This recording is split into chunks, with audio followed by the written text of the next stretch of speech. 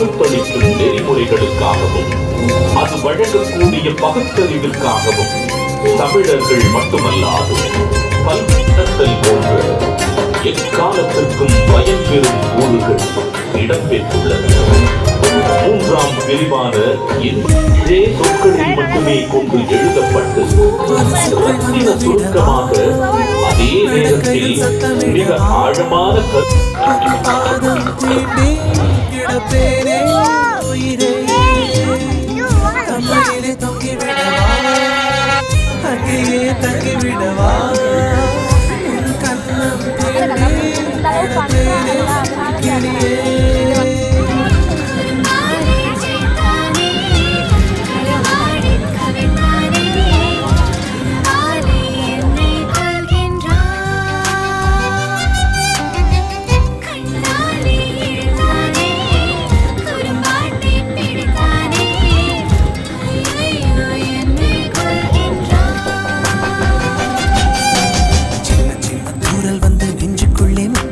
மாயம் மாயம் என்ன என்ன சொல்லி புடுடி